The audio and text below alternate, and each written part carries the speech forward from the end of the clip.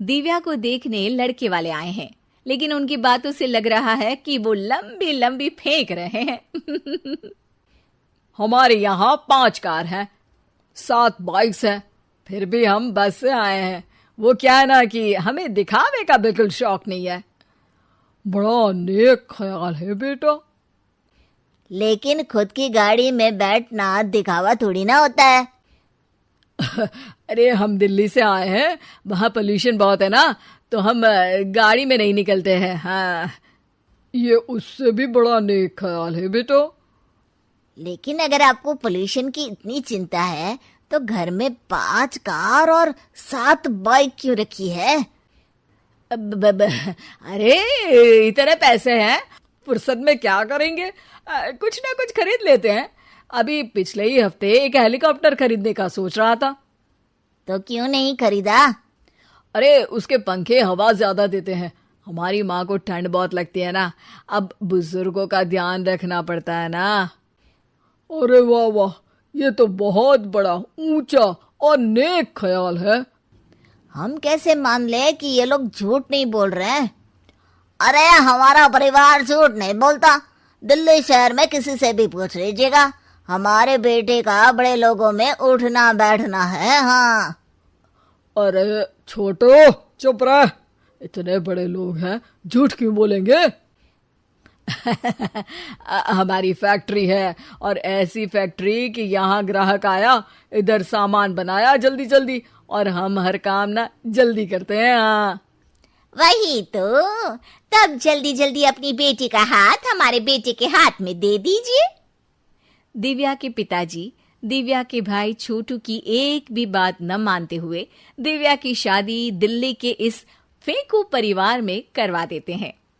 जब दिव्या ससुराल पहुंचती है तब आपकी कार्स और बाइक्स कहाँ है? मुझे बाहर जाना था किसी काम से। कार और बाइक्स? कौन सी कार और बाइक्स? अरे जब आप मुझे देखने आए थे तो कहा था ना कि आपके यहाँ 5 कार्स हैं और 7 बाइक्स हैं। हाँ हाँ, उस दिन थी, आज नहीं है। है? आज कहाँ गई? अरे जिनकी थी वो ले गए। मतलब वो आपकी नहीं थी? आपने तो कहा था हमारे घर पर है। हाँ घर पर थी, बाबूजी का एक पार्ट टाइम काम है, कार और बाइक धोने का। उस दिन घर पे 5 कार और 7 बाइक्स थी तो बोल दिया था। अरे झूठ थोड़ी ना बोला है, जैसा था वैसा बोल दिया। और वो हेलीकॉप्टर खरीदने वाली बात, वो झूठ थी क्या? अरे बिल्कुल नहीं, शहर में एक नई कंपनी आई है पंखे की, जिसके पंखे बड़े हैं, कंपनी का नाम हेलीकॉप्टर रखा है। जब लेने गए तो हवा बहुत तेज फेंक रहा था, तो माँ ने बोला ठंडी लगेगी बेटा। वैसे भी दिल्ली में ठंड ज्यादा होती है ना। झूठ कहाँ बोला मैंने, जैसा था वैसा बोल दिया। हे भगवान, और वो फैक्ट्री वाली बात, इधर ग्राहक आया उधर सामान तैयार। अरे वो भी तो बिल्कुल सही है, मेरा ना पानी पूरी का ठेला है, इधर ग्राहक आता है उधर पानी पूरी बना देता हूँ। अरे झूठ कहाँ बोला, जैसा था वैसा बोल दिया। हे राम, मेरे तो कर्म फूट गए। आपने तो कहा था कि आप लोगों का बड़े लोगों में उठना बैठना। दिव्या अपने साथ हुए धोखे पर रोने लगती है और ठान लेती है कि वो ससुराल वालों को लाइन पर लाकर ही रहेगी और उनकी ये झूठ बोलने वाली आदत छुड़वा कर रहेगी। आप लोग खाने में क्या लेंगे? करेला खा लूंगा। अरे मुझे तो टिंडे खाने हैं। कद्दू खाऊंगा। अच्छी बात है, खाने की टेबल पर मिलते हैं। शाम को जब सब खाने की टेबल पर मिलते हैं तो सब देखते हैं कि टेबल पर प्लेट्स में एक पूरा और कच्चा कद्दू रखा है, कच्चा करेला रखा है और कच्चे टिंडे भी रखे हैं। बहू, ये सब क्या है? ससुर जी के लिए करेले, आपके लिए टिंडे और श्रवण जी के लिए कद्दू। अरे वो तो दिख रहा है, लेकिन ये पकाया क्यों नहीं है? आप लोगों ने पकाने को तो नहीं कहा था, बस मैंने पूछा था क्या खाएंगे, तो आपने ये कहा था कि करेले, टिंडे और कद्दू खाने वाले हैं। ये क्या मजाक है दिव्या, तुम झूठ बोल रही हो। अरे मजाक कहाँ है? आपने कहा कद्दू खाएंगे तो खाइए, ऐसे थोड़ी ना कहा था कि पका हुआ खाएंगे। और वो आप क्या कहते हैं, जैसा था वैसा बोल दिया। झूठ कहाँ बोला मैंने? दिव्या की बात सुनकर, समझकर सब शर्मिंदा हो जाते हैं और उन्हें अपने किए और झूठ बोलने की आदत पर पछतावा होता है। दिव्या समझदारी दिखाते हुए उन्हें सच के रास्ते पर चलने और किसी से मजाक में भी झूठ ना बोलने की सीख देती है और उनके काम में मदद करके उनके काम को और बड़ा बनाने में मदद करने लग जाती है।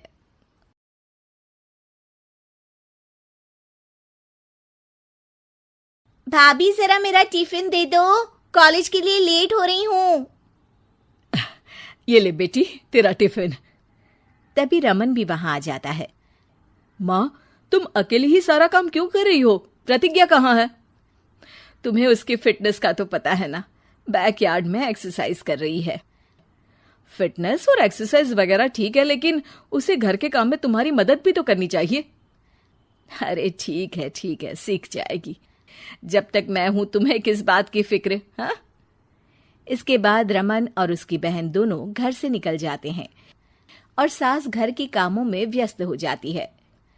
वहीं दूसरी तरफ प्रतिज्ञा अपनी एक्सरसाइज पूरी करके थकी हुई गार्डन में ही बैठ जाती है।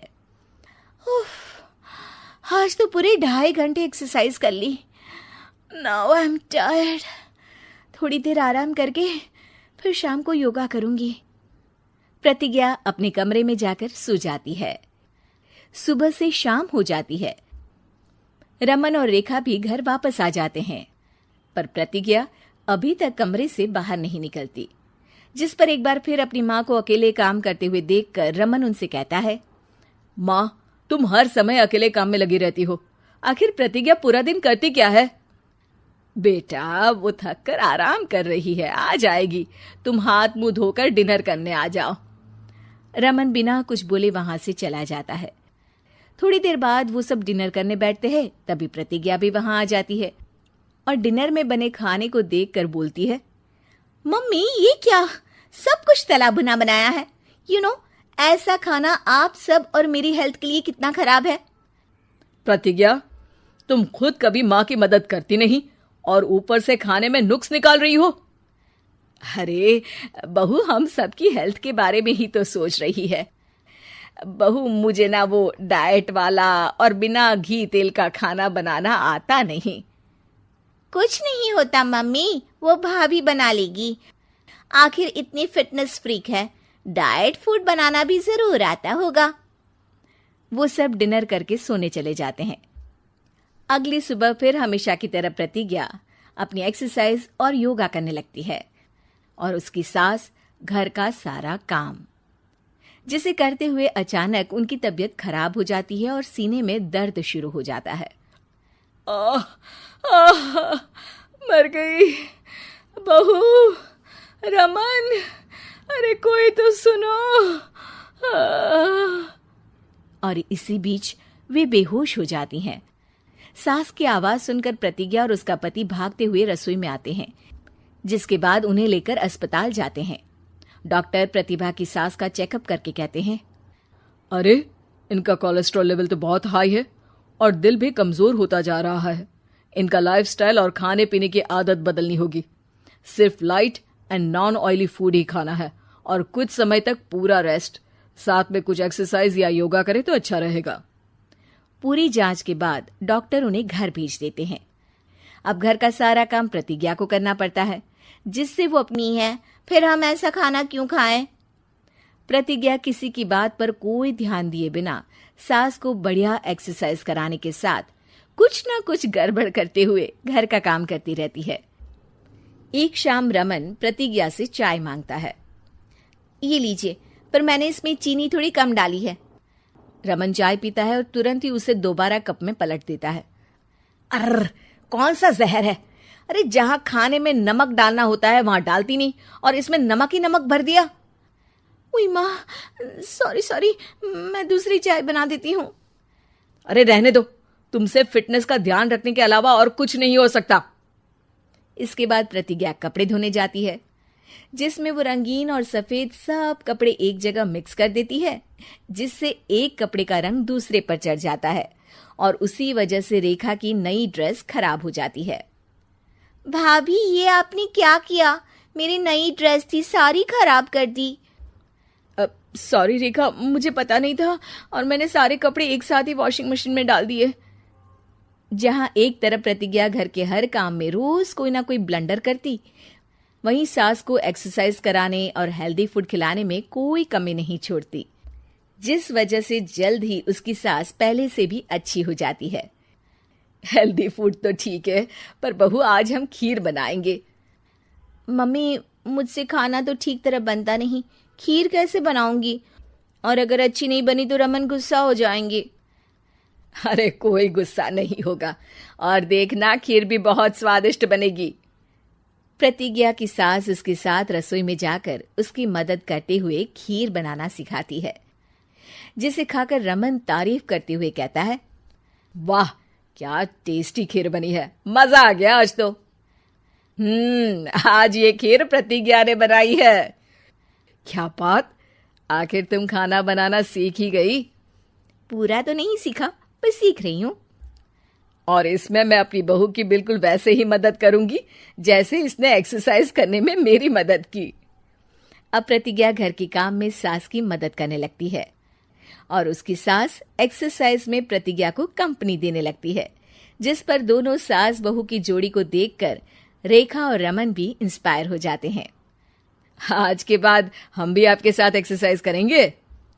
अब पूरा परिवार एक साथ एक्सरसाइज करके डाइट फूड। कंचन के बेटे ऋषि की शादी कहीं नहीं हो रही थी।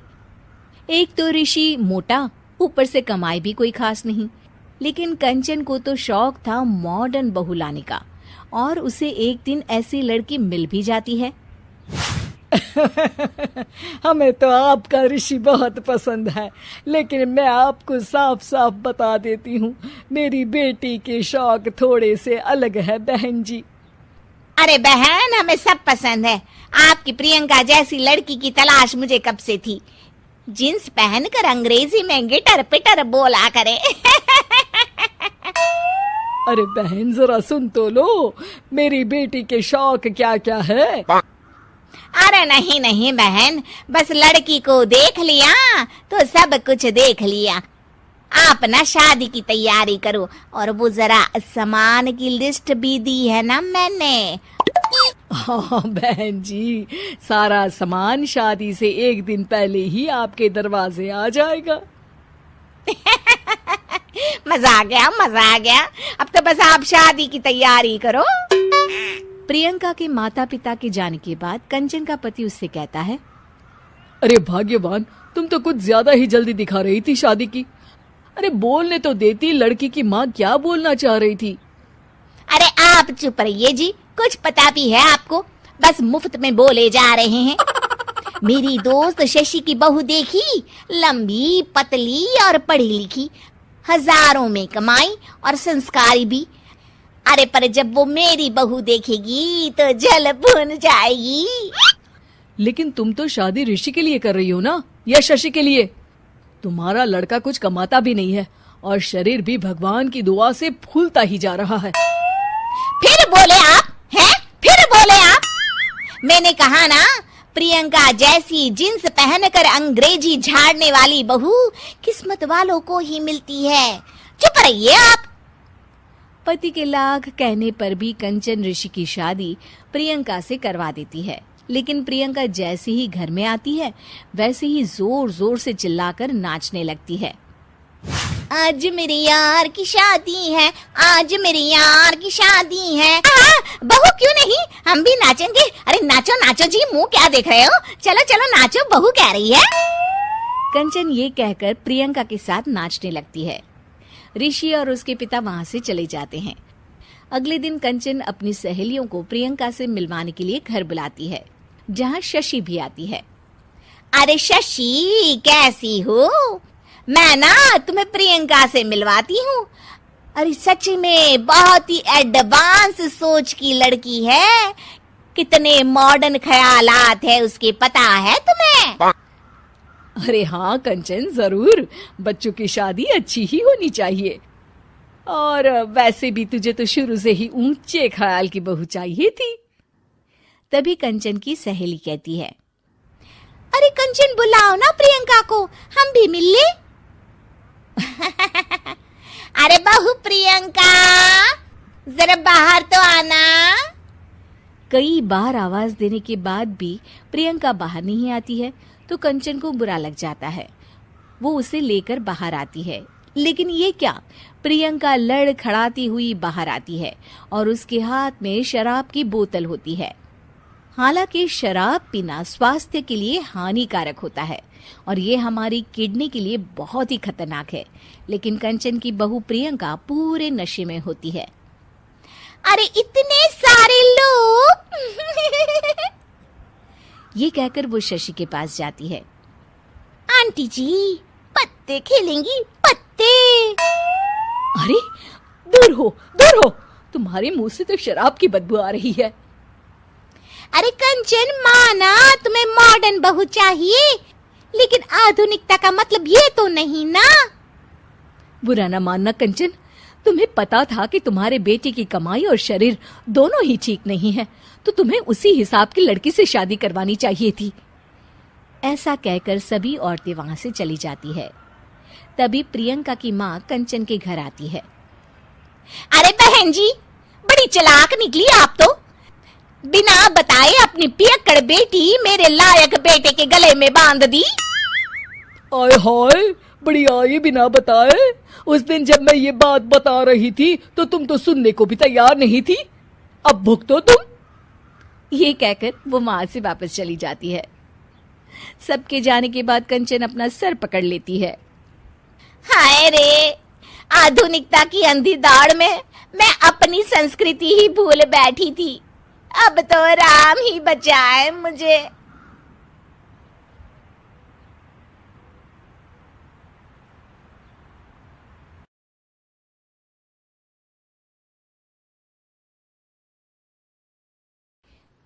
दिव्या को देखने लड़के वाले आए हैं, लेकिन उनकी बातों से लग रहा है कि वो लंबी लंबी फेंक रहे हैं। हमारे यहाँ 5 कार हैं, 7 बाइक्स हैं, फिर भी हम बस से आए हैं। वो क्या है ना कि हमें दिखावे का बिल्कुल शौक नहीं है। बड़ा नेक ख्याल है बेटा। लेकिन खुद की गाड़ी में बैठना दिखावा थोड़ी ना होता है। अरे हम दिल्ली से आए हैं, वहाँ पोल्यूशन बहुत है ना, तो हम गाड़ी में नहीं निकलते हैं। हाँ, ये उससे भी बड़ा नेक ख्याल है बेटा। लेकिन अगर आपको पोल्यूशन की इतनी चिंता है तो घर में 5 कार और 7 बाइक क्यों रखी है? अरे इतने पैसे हैं, फुर्सत में क्या करेंगे, कुछ ना कुछ खरीद लेते हैं। अभी पिछले ही हफ्ते एक हेलीकॉप्टर खरीदने का सोच रहा था। तो क्यों नहीं खरीदा? अरे उसके पंखे हवा ज्यादा देते हैं, हमारी माँ को ठंड बहुत लगती है ना, अब बुजुर्गों का ध्यान रखना पड़ता है ना। अरे वाह वाह, ये तो बहुत बड़ा, ऊंचा और नेक ख्याल है। हम कैसे मान ले कि ये लोग झूठ नहीं बोल रहे हैं? अरे हमारा परिवार झूठ नहीं बोलता। दिल्ली शहर में किसी से भी पूछ लीजिएगा, हमारे बेटे का बड़े लोगों में उठना बैठना है। हाँ। अरे छोटो चुप रह, इतने बड़े लोग हैं, झूठ क्यों बोलेंगे? हमारी फैक्ट्री है, और ऐसी फैक्ट्री कि यहाँ ग्राहक आया, इधर सामान बनाया जल्दी जल्दी, और हम हर काम ना जल्दी करते हैं। हाँ वही तो, तब जल्दी जल्दी अपनी बेटी का हाथ हमारे बेटे के हाथ में दे दीजिए। दिव्या के पिताजी दिव्या के भाई छोटू की एक भी बात न मानते हुए दिव्या की शादी दिल्ली के इस फेंकू परिवार में करवा देते हैं। जब दिव्या ससुराल पहुंचती है तब, आपकी कार्स और बाइक्स कहाँ है? मुझे बाहर जाना था किसी काम से। कार और बाइक्स? कौन सी कार और बाइक्स? अरे जब आप मुझे देखने आए थे तो कहा था ना कि आपके यहाँ 5 कार्स हैं और 7 बाइक्स हैं। हाँ हाँ, उस दिन थी, आज नहीं है। है? आज कहाँ गई? अरे जिनकी थी वो ले गए। मतलब वो आपकी नहीं थी? आपने तो कहा था हमारे घर पर है। हाँ, घर पर थी। आई है पंखे की, जिसके पंखे बड़े हैं। कंपनी का नाम हेलीकॉप्टर रखा है। जब लेने गए तो हवा बहुत तेज फेंक रहा था, तो माँ ने बोला ठंडी लगेगी बेटा। वैसे भी दिल्ली में ठंड ज्यादा होती है ना। झूठ कहाँ बोला मैंने, जैसा था वैसा बोल दिया।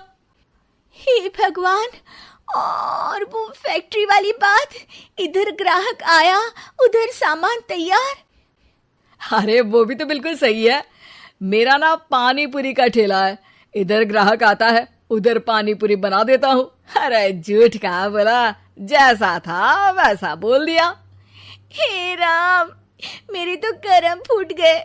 आपने तो कहा था कि आप लोगों का बड़े लोगों में उठना बैठना है। अरे है तो। पहले मैं बहुत बड़े लोगों के यहाँ नौकर था। जब भी कोई गलती करता तो वो मुझसे उठक बैठक लगवा देते। हो गया ना बड़े लोगों में उठना बैठना। दिव्या अपने साथ हुए धोखे पर रोने लगती है और ठान लेती है कि वो ससुराल वालों को लाइन पर लाकर ही रहेगी और उनकी ये झूठ बोलने वाली आदत छुड़वा कर रहेगी। आप लोग खाने में क्या लेंगे? करेला खा लूंगा। अरे मुझे तो टिंडे खाने हैं। कद्दू खाऊंगा। अच्छी बात है, खाने के टेबल पर मिलते हैं। शाम को जब सब खाने के टेबल पर मिलते हैं तो सब देखते हैं कि टेबल पर प्लेट्स में एक पूरा और कच्चा कद्दू रखा है, कच्चा करेला रखा है और कच्चे टिंडे भी रखे हैं। बहू, ये सब क्या है? ससुर जी के लिए करेले, आपके लिए टिंडे और श्रवण जी के लिए कद्दू।